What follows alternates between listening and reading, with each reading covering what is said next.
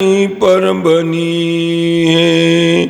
जो सत्संग में बीते वही शुभ घड़ी है। इसी से तो सत्संग की महिमा बड़ी है। जीवन की नैया भंवर में फंसी है। जीवन की नैया भंवर में फंसी है। हजारों की नैया किनारे लगी है। हजारों की नैया किनारे लगी है। जो सत्संग में बीते वही शुभ घड़ी है।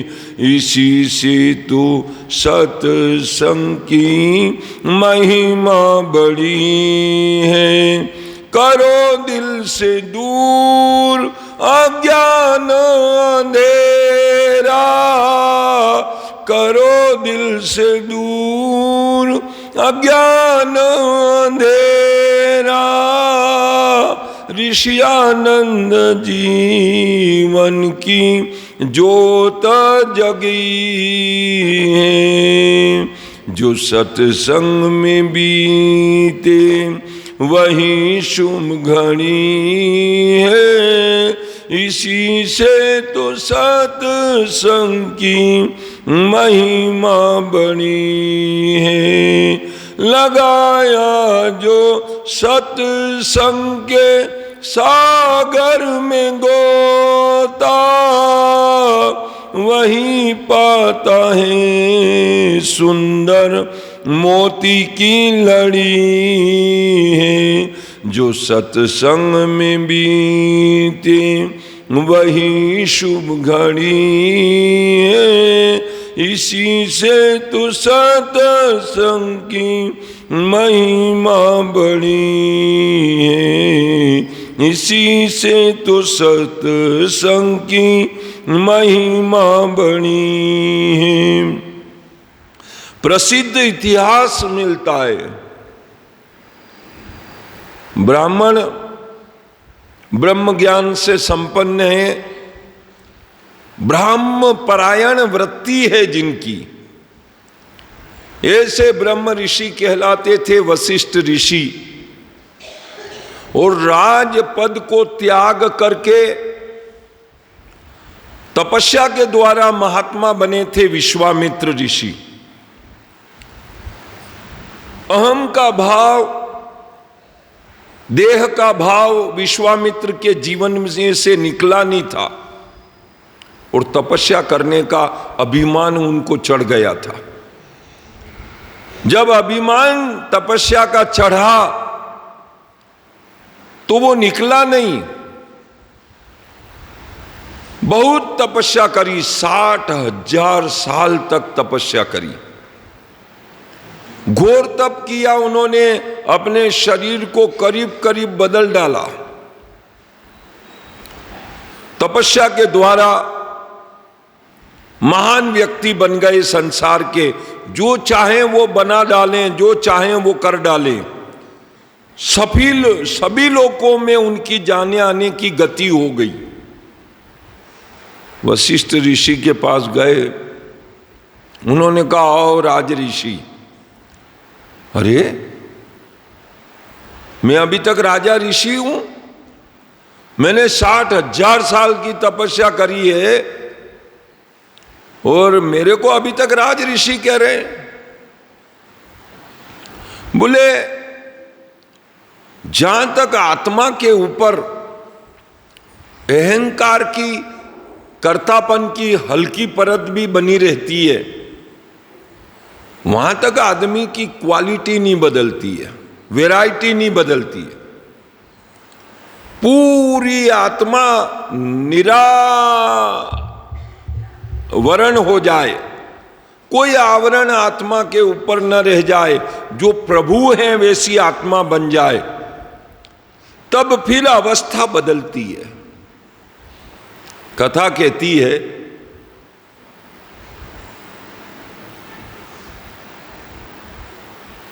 इन्हीं विश्वामित्र के यहाँ कालांतर में वशिष्ठ ऋषि गए तो 30,000 साल की तपस्या उनको भेंट कर दी। यही विश्वामित्र फिर उनकी कुटिया पर गए तो उन्होंने आध घड़ी का सत्संग उनको भेंट कर दिया और बड़ा अपमान लगा उनको। पहले हमको राज ऋषि कहा गया, एक अपमान हुआ हमारा, दोबारा फिर हमारा अपमान कर दिया कि हमारे यहाँ जब ये पधारे थे तो हमने इनको 30,000 साल की भेंट करी थी तपस्या, और ये हमको खाली आध घड़ी की तपस्या देके तुच्छ बना रहे हैं। बड़ा झगड़ा हुआ। उन्होंने कहा, महाशय आप भगवान ब्रह्मा विष्णु महेश से पूछिए आओ, आपकी 30,000 साल की तपस्या बड़ी है कि ये जो मैं आपको आध घड़ी का सत्संग का पुण्य भेंट कर रहा हूं ये बड़ा है। बड़े गंभीर विचारों में पड़ गए और जाके धर्मराज से पूछा, यमराज से। यमराज ने कहा, महाराज मैं बोलूँगा तो आपको गुस्सा आ जाएगा और आप क्रोधित होकर मेरे को श्राप दे दोगे, इसलिए मैं माफ़ी चाहता हूँ, आप भगवान विष्णु के पास जाओ। भगवान विष्णु ने भी उनको आगे खिसका दिया और ब्रह्मा जी के वहाँ भेज दिया। अब ब्रह्मा जी के वहाँ जाके भी उन्होंने पूछा तो उन्होंने कहा, मैं कुछ भी बोलूँगा तो ये कहेंगे कि वो मेरा पुत्र है मानस वशिष्ठ ऋषि, तो उसका पक्ष ले लिया और मेरी बात को इन्होंने कमतर आंक लिया, इनने भी अन्यायपूर्ण फैसला दिया। तो इस बलाय को यहां से टालो। उनने कहा, महादेव से पूछ लो जाके। भगवान महादेव के पास गए कि साहब 60,000 साल में से 30,000 की भेंट मैंने तपस्या वर्षों की वशिष्ठ ऋषि को करी, उन्होंने आध घड़ी का सत्संग मुझे दान किया, ये मेरा अपमान नहीं है? क्या ज्यादा होता है पुण्य? 30,000 साल का पुण्य ज्यादा है, उसके आगे एक अधना सा आध घड़ी का सत्संग क्या मायने रखता है? उन्होंने कहा, साहब मैं अभी थोड़ा सा स्वास्थ्य में ठीक नहीं हूं, बहुत सारी जगत की बीमारियां लोग मेरे को अर्पण कर रहे हैं और सबकी रोग व्याधि आदि और ताप मिटाने हैं, उन सब की झंझट से मेरे को फुर्सत नहीं है। आप ऐसा करो, जो शेष नाग हैं उनके पास चले जाओ। शेष नाग के पास भेजा तो शेष नाग ने कहा, साहब 7 लोक नीचे के, 7 लोक ऊपर के और मध्य में ये मृत्यु लोक, महाराज इसके बोझे से मैं दबा फिर रहा हूं और आप मेरे को ज्ञान की बात पूछ रहे हो, निर्णय की बात पूछ रहे हो, तो मैं निर्णय कैसे करूं? मैं तो खुद बोझा लेके दबा पड़ा हूं। अब मैं इतना व्यस्त हूं कि मुझे शांति नहीं है। आप शांति प्रदान करने की प्रक्रिया करो तो मैं कुछ बात करूं। उन्होंने कहा, क्या प्रक्रिया चाहिए आपको? बोले, ये जो 7 लोक नीचे के 7 लोक ऊपर के, इनका जो वजन मेरे ऊपर मैंने धारण कर रखा है सारांश रूप से, उस सारांश रूप से वजन को अगर आपकी 30,000 साल की तपस्या धारण कर ले तो आप बोल दो जरा कि ये 30,000 साल की जो तपस्या बची हुई है मेरी, ये मैं यहाँ रोकता हूं, यहां रखता हूं आप शेष नाग के श्री चरणों में, ताकि ये 14 ही लोक का वजन इसके ऊपर ठहर जाए। 30,000 साल की जो बची हुई तपस्या दान नहीं करिए, वो यहां मैं आपके सहारे के लिए छोड़ता हूं। आप ऐसा बोलो तो कभी अगर ये 14 ही लोगों का वजन मेरे मस्तक से यहाँ आ जाए तो मैं फ्री मस्तक होकर के और फिर आपका फैसला कर दूं। 30,000 साल की तपस्या का संकल्प उन्होंने छोड़ा, लेकिन वो तो किसी तरह लोक धारण नहीं हो सके, मस्तक से हटे ही नहीं। उन्होंने कहा, यह तपस्या का जो पुण्य है ये कुछ अभिमान में चला गया। ये शुद्ध तपस्या नहीं है। शुद्ध तपस्या वो होती है कि जिसमें जरा भी कर्तापन का अभिमान नहीं हो। ये गड़बड़ हो गई आपकी तपस्या। गंगा जल थोड़ा हो ने अशुद्ध जल ज्यादा हो तो गंगा जल भी अशुद्ध में माना जाएगा। शुद्ध जल हो तब वो गंगा जल माना जाएगा। थोड़ा भी मिलाओगे गंगा जल तो फिर वो गंगा जल माना जाएगा। पर अशुद्ध जल में गंगा जल मिलाओगे तो वो अशुद्ध ही माना जाएगा, शुद्ध नहीं माना जाएगा। अहंकार से किया गया कर्म पुण्यदायक नहीं है। क्षमा करें। अब वो आधा घड़ी का सत्संग भी यहां ला करके आप प्रदान करिए।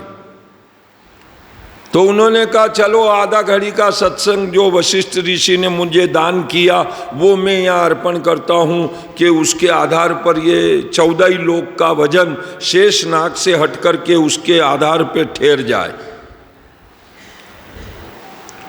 जैसे ही उन्होंने बोला तो शेषनाग से मस्तक से वो सारे ब्रह्मांड का जो आधार है वो सब हट गया।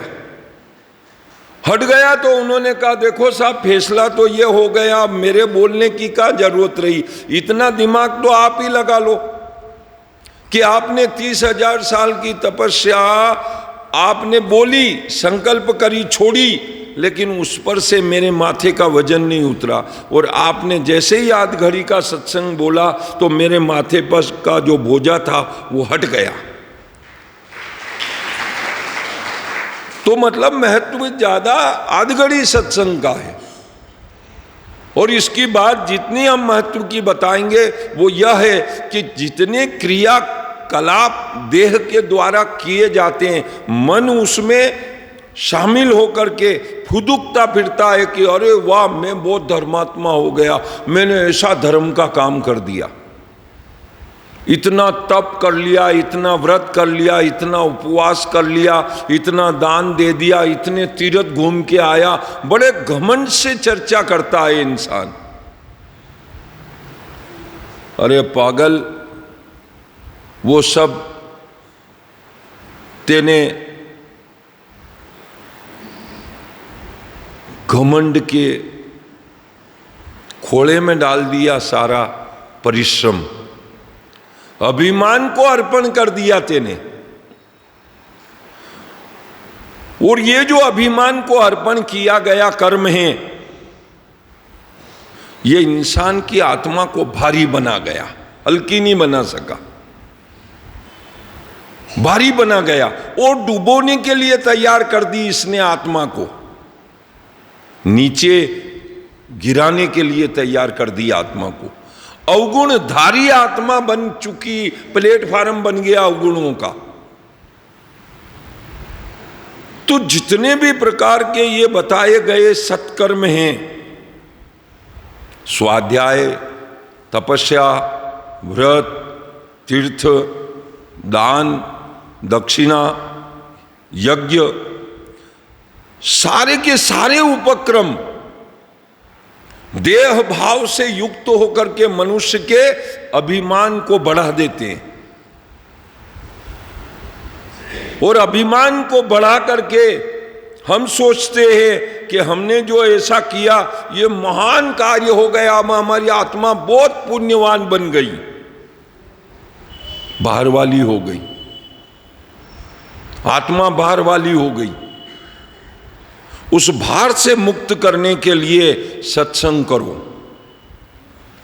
सत्संग में सद्विचार आएंगे, सुविचार आएंगे। शरीर को अलग देखोगे, कर्म को अलग विश्लेषण करोगे और आत्मा का प्रकाश अलग अनुभव करोगे। कर्तापन का भाव अलग दिखेगा।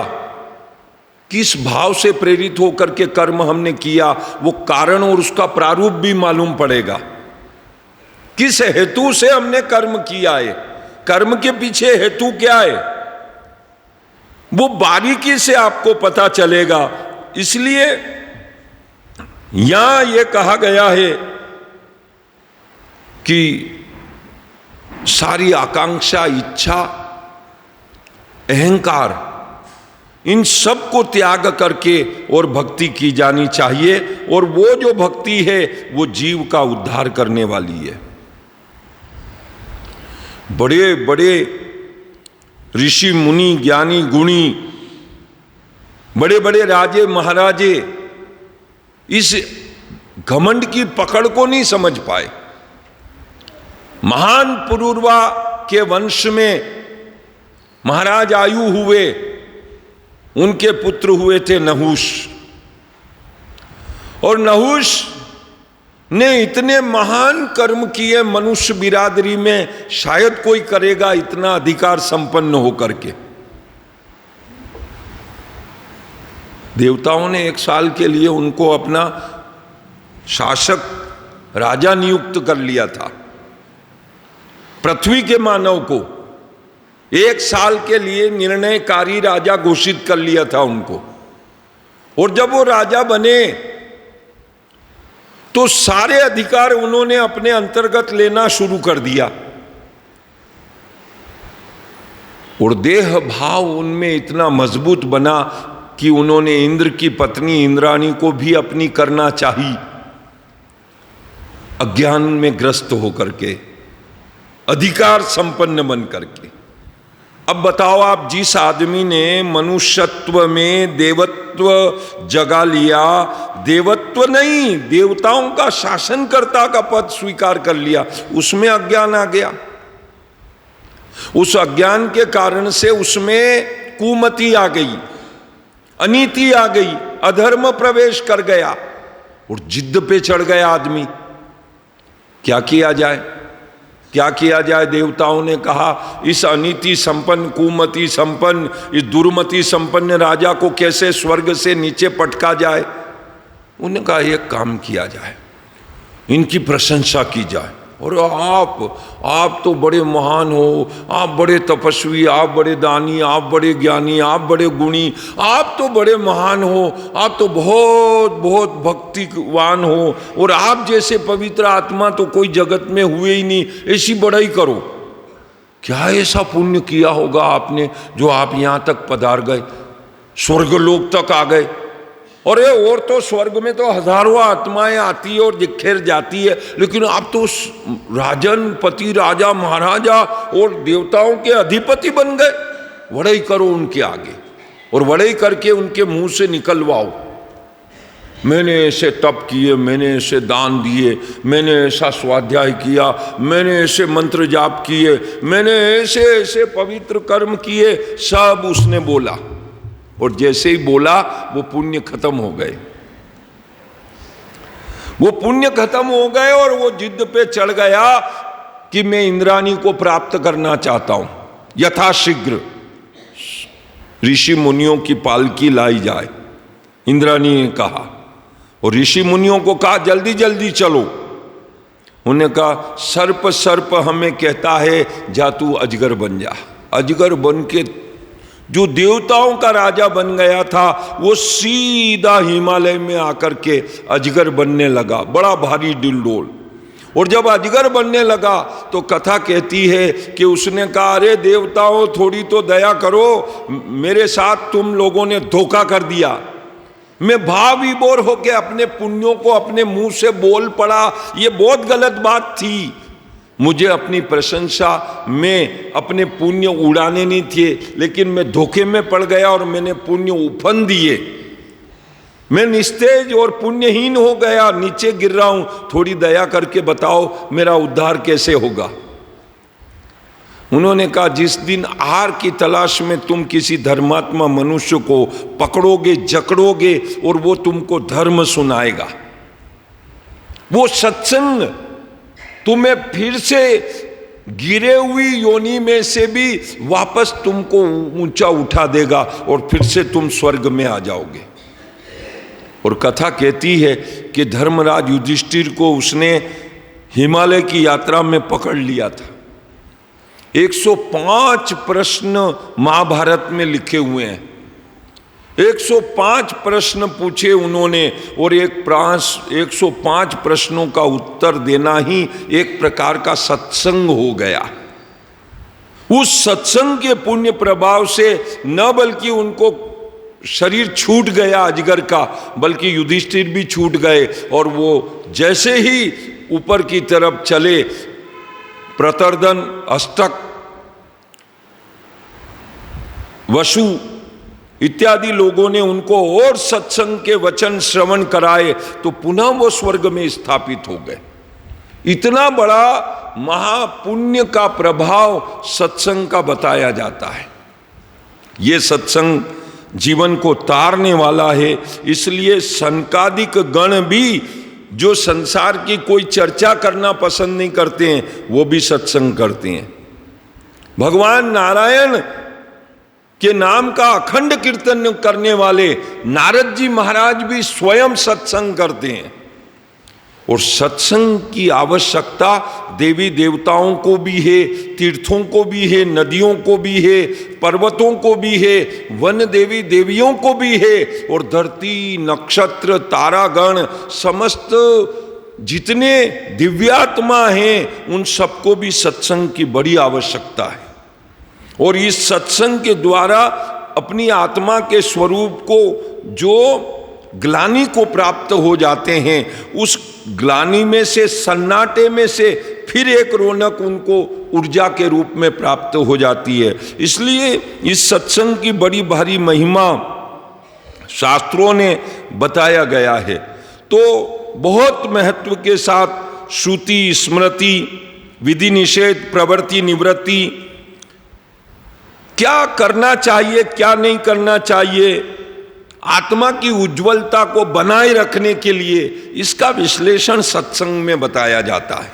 क्योंकि किम कर्म किम कर्मेति कव्यो अप्यत्र मोहिता, हर पद पे संशय खड़े होते हैं, हर पद पे प्रश्न खड़े होते हैं, क्या मैं करूं और क्या मैं नहीं करूं।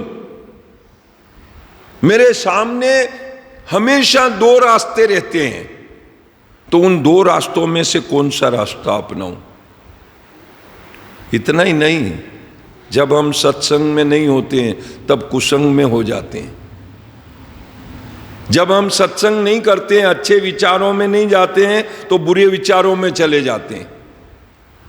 शरीर में ही रहेगा मन और संसार में लग जाएगा, तो संसार में लगने से इंसान फिर कुसंग में पड़ जाएगा। संगात संजायते काम, कामात क्रोधो भी जायते, क्रोधात भवति सम्मोह, सम्मोहात स्मृति विभ्रम, स्मृति भ्रंशात बुद्धिनाशो, और बुद्धिनाशात प्रणश्यति।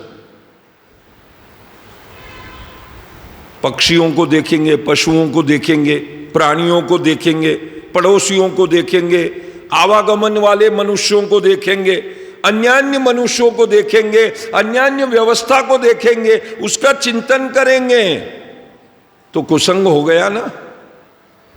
कुछ नहीं करेंगे तो कांच में अपना ही मुंह देखेंगे, पूर्वापर की बातों का ही विचार करेंगे। तो ये सब सांसारिक विचार कुसंग है। आत्मा को छोड़ करके जो भी सोचा जा रहा है वो सब कुसंग है। उसके लिए सत्संग करो, और वो सत्संग केवल आत्मा और परमात्मा से संबंधित है।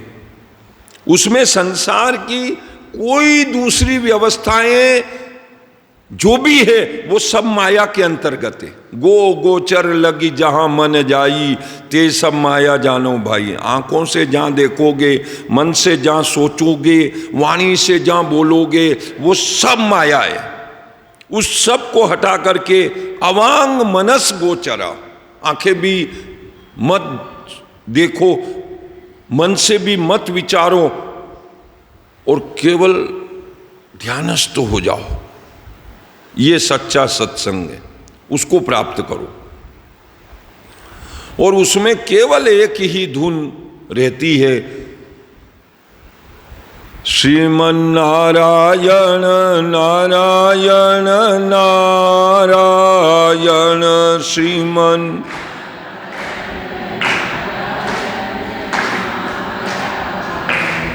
श्रीमन्नारायण नारायण नारायण।